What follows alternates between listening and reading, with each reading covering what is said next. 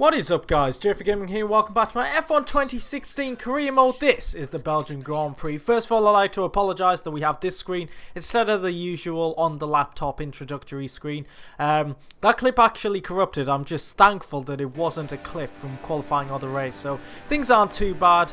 Into qualifying here, and yeah, we were looking to do pretty well. We've had a couple of near misses recently, 2 11th places in a row. Unfortunate in terms of missing out, especially last time out in Germany. Our first lap put us up to P6, 2 seconds off the pace, but I wasn't expecting too much here. This is a very long track and very tricky, takes its toll on the car, and I don't think we have the performance to compete here, but we get a bit of slipstream which helps us out nicely on the second and final run in qualifying in Q1 as well. So we're out half a second up, but we make a bit of a mistake into the bus stop chicane here, so we lost a bit of time, but we're going to gain a bit more here. Come to the line. We're currently in 21st. Can we jump up any higher? Yes, we can. That was P19, and I think that does put us ahead of both Hasses again, so that's a brilliant performance. We've beaten our teammate by a full second, so I'm very happy with that. Something I do want to point out, the McLaren's made 2 upgrades and Force India made 3, so we're even further away from the mid-pack. It's just us and Haas at the back together, but we're ready for race day.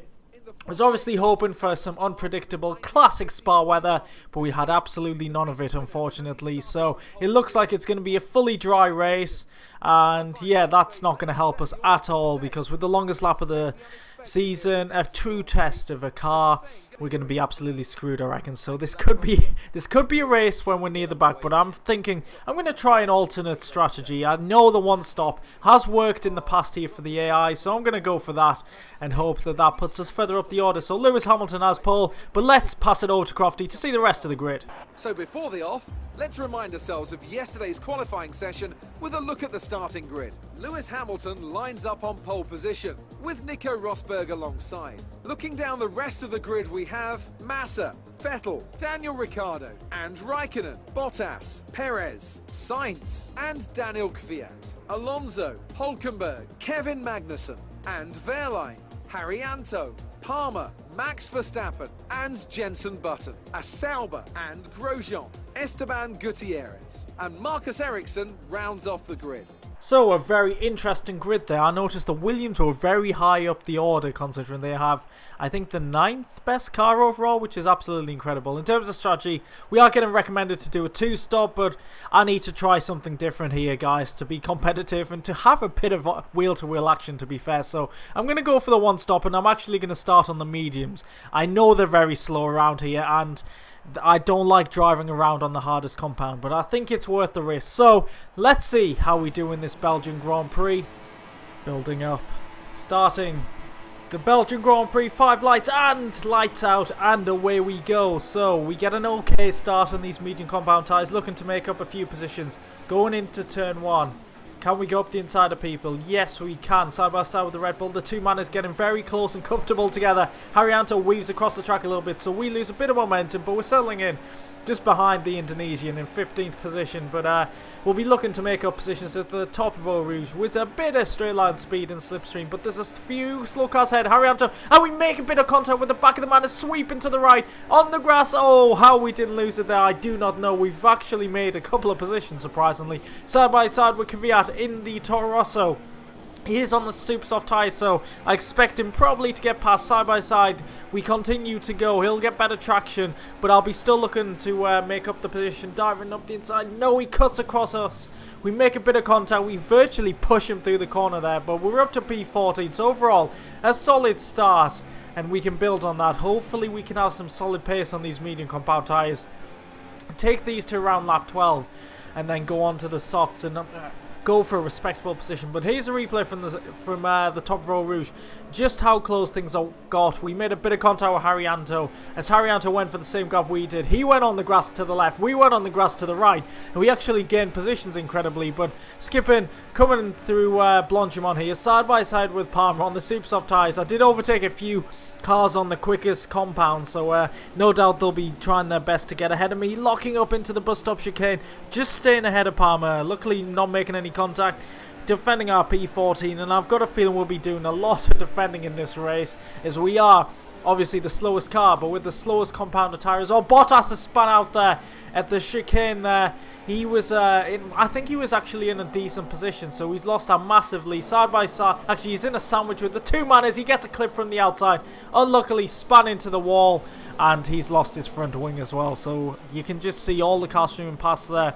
Just an unlucky touch. Not much he could have done there, but yeah, that's pretty much race over for him. Unless there's a safety car, but once again, Palmer trying his best to get past me, my old teammate for Season 1 and 2. Easy move, I don't fight it too much, because we'd probably make a bit of contact going through Pouhon there.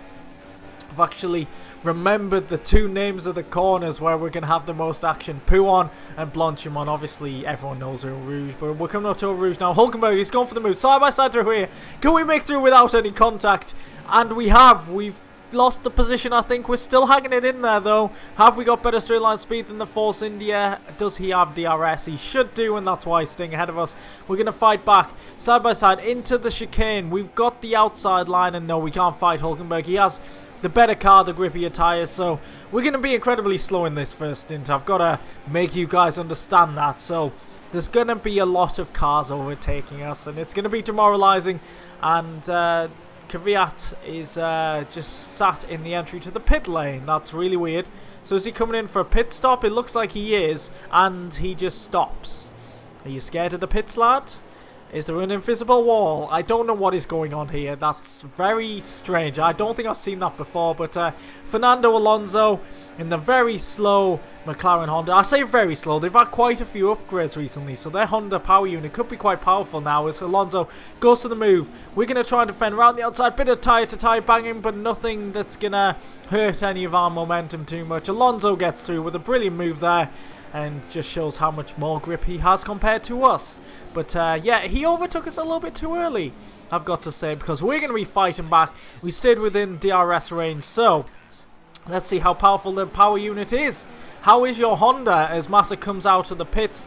The cars are started on the super soft, starting to pit very early, so they're getting involved in this battle. So they're in the group behind us. We're causing a bit of a train, and oh, we messed up Eau Rouge there, but we actually did back off. We lost 10 miles an hour there, so it's not really an illegal overtake. Alonso's getting absolutely swamped. He's getting overtaken by 3 cars on a straight, so that must cue a bit of Alonso T radio. How the hell they can overtake me? 300 meters behind me at the beginning of the straight. I never raced with less power in my life.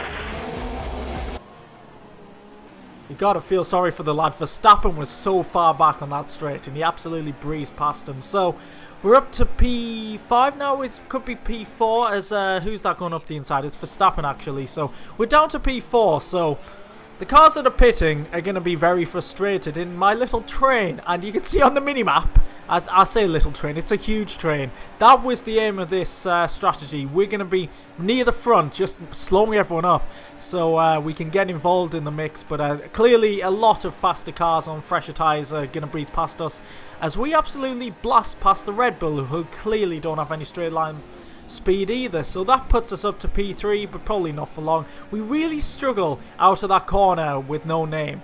I thought I'd get a decent run, but the AI just getting a brilliant run. Rosberg, who I think is the effective race leader, gets himself up to P3, so he could do with me doing a bit of a job for him by holding up everyone behind us. And yeah, it's getting very intense behind. Everyone's just so eager to get past me because they know I'm slowing everyone up so dramatically. You can see all the cars in the mirrors fight, and we're going side by side. Can we do it Verstappen on Verstappen? No, we can't. And it actually was against the Sauber as well. So, yeah, try to get a bit of revenge there. But Max gets past. And, yeah, scampers off into the distance after Rosberg. So, now we've even got McLaren Hondas putting us under pressure. We've got Button and Alonso just behind us. And we're going to get a horrible run here. We got onto the grass, which we really shouldn't be doing. And Button's in our mirrors, and everything's getting very close behind. We've had contact. Button touched the back of our car. I think he spun out, and he's out of the race. Ah, what a failed attempt by Jenson Button. What is it with him and Saubers? So he makes contact with us, and he actually gets a nudge from the Williams of Felipe Massa. So Massa is just taking him out. We'll see on board with Jenson here. Does he get unlucky? He does give us a nudge, but then I think he gets a nudge from behind as well. So he gives us a slight nudge and just gets pushed into the barrier, broken suspension, and yes, 2 tyres off, and Felipe just pushes him out of the race. Oh, that's very close for Fernando as well. So on board, wow, that's so close for Fernando. I bet Fernando was absolutely peeing in his seat. Monaco references all over the place in this video, I've got to say. Wow, that's absolutely incredible. I could have used that for my thumbnail, thinking about it now. But yeah, unfortunately, I didn't think of that before. And now we're going to have more cars overtaking us. I'm trying to defend the best I can, guys, but I don't want contact, and I don't want to waste too much time. Haryanto easily gets past there. I just can't defend into Pouon. I really can't. The other drivers just seem to get a much better run here. Coming into Blanchimont, we can defend and fight back into the bus stop chicane. You can see Massa blast past us. Who's this? Alonso's going for it as well, but doesn't have the straight line speed. So Massa gets past. We're going to use a slipstream, and we're going to go for a move, which is a little bit unexpected, I've got to say. As Massa was turning into the corner, we just fly up the inside, defend the position up to P4, and that's what I'm just going to keep on doing, and hope we're going to be in a position near the end to fight for a point or two, hopefully, and hopefully not a hat-trick of 11th places, because that would just be absolutely frustrating. We deserved 4 points in Germany last time out, but we got screwed by the stewards. But Massa's got a pretty decent run here. How are we going to defend? Are we going to be going side by side into Eau Rouge? Yes, we are. Massa goes past. Pretty brave move there, I've got to say, and we'll see in the replay that, yeah, great speed, great commitment, great, just a great head, really. But yeah, we fight back here without DRS, and we're going 3 wide up the Kemmel straight here. Ricciardo's on the right, and we've got nowhere to go, so we can't really defend. Ricciardo's going for it on Massa as well. They're going to be side by side, very close. We're out of sync here. We've, yeah, totally missed the apex at both corners there. The two ahead making slight contact, very close to each other, and this could give us the opportunity to fight back and possibly make a position back. Can we get Massa here? Follow Ricciardo through. We just don't have the grip on these tyres. We've got 4 more laps on these tyres, and these felt absolutely dreadful. I just couldn't wait to take these off, and I don't know how the AI do a one-stop around here, because my tyre wear, it isn't the worst, but these tyres are so slow and awful. I hate them so much. And who's this? It's whoa, that's very close with Hamilton. Very close indeed. We're lucky not to spin off or anything, but are we going to fight back here? Going to think about it? No, we've made a bit of contact. No front wing damage. We'll be the best of the Brits in a future race. Probably next season. Hopefully. I wonder if we're going to stay with Sauber for next season. That's a question. But Raikkonen gets past.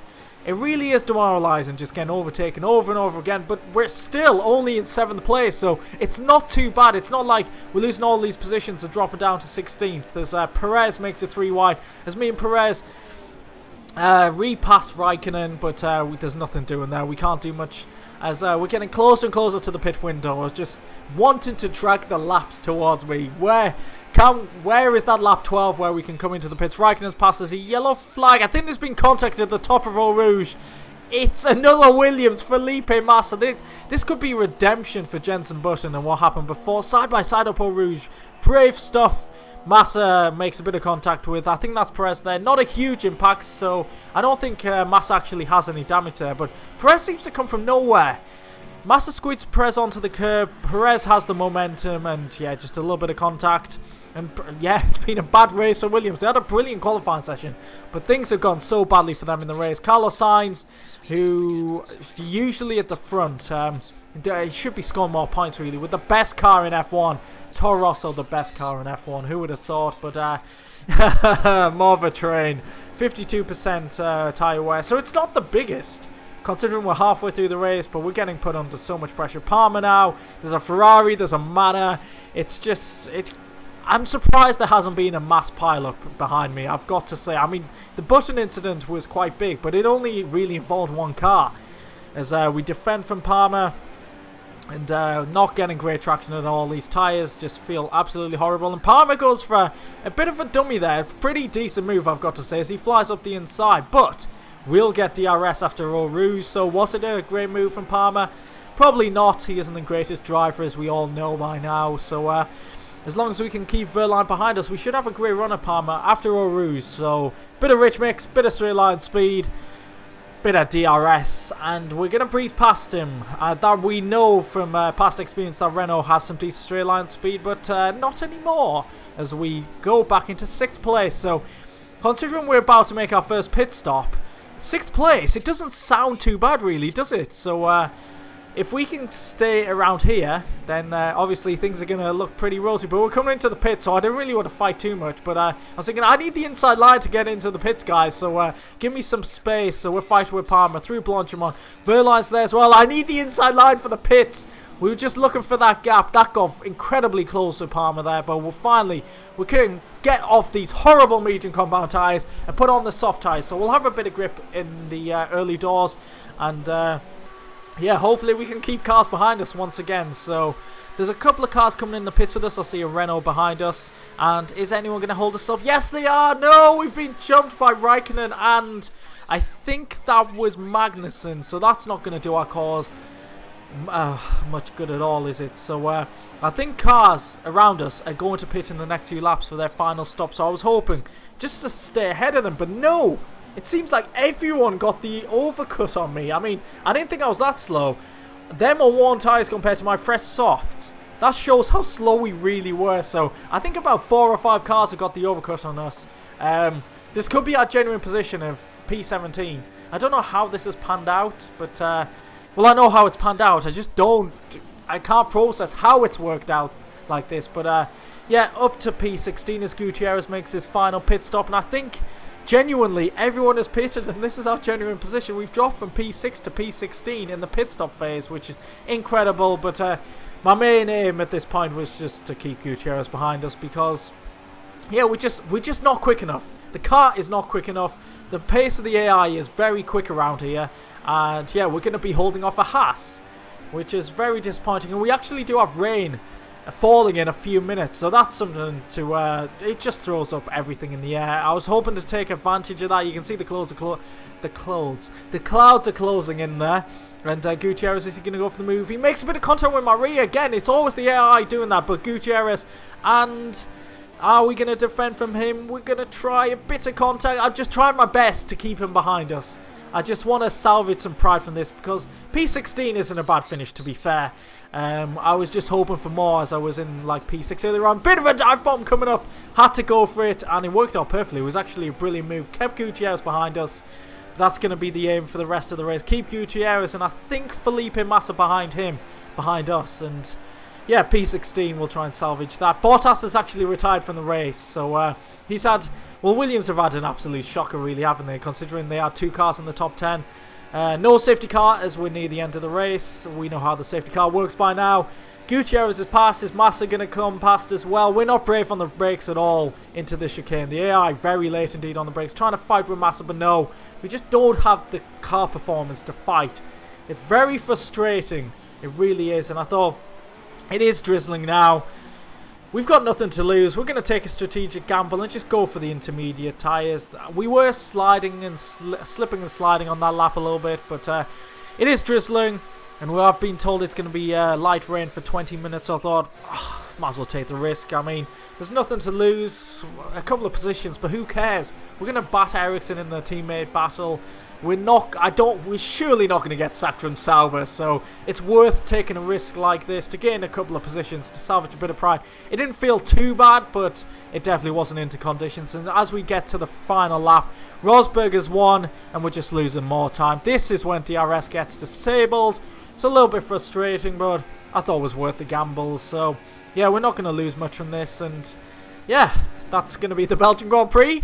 And just to sum things up, we get a 3-second penalty for extending track limits. So that is the end of Spa for this season. We're going to finish in 20th, dead last. Yeah, you could say it's a bit demoralising, but this spin is spectacular. It doesn't break the front wing, so it's all good. Yeah, definitely a race to forget, guys, but hey, we had a bit of fun with trying to defend from quicker cars. So there's the result, and you can see it's definitely the cars that overtook me early who got the best result. Rosberg taking the victory from Haryanto. Verstappen started in P17 and finished 3rd with a 1-stop. That's what the 1-stop can do, especially when you have cars like myself holding up the rest of the field. So we look further down the order. Ericsson beats us for once. Yeah, not really much else to say about that result. So we'll look at the driver standings now. Ricciardo still has that massive lead. I fully expect him to be Season 4 champion, as he was Season 2 champion as well. He'd actually beat us to the title there, so he'll be the first 2-time champion in this career mode. I was probably saying that a bit prematurely, but Max Verstappen actually jumps above us. Yeah, he was on equal points from the previous race, 69. So he's had a bit of a renaissance in the past few races to jump above us and show he might be worthy of that second spot at Red Bull, even though I thought I was. But yeah, not too much change in the constructors. So yeah, if you enjoyed this Belgian Grand Prix, please do leave a like, guys. Subscribe if you haven't already. Thanks for watching, and I'll catch you next time out. Goodbye.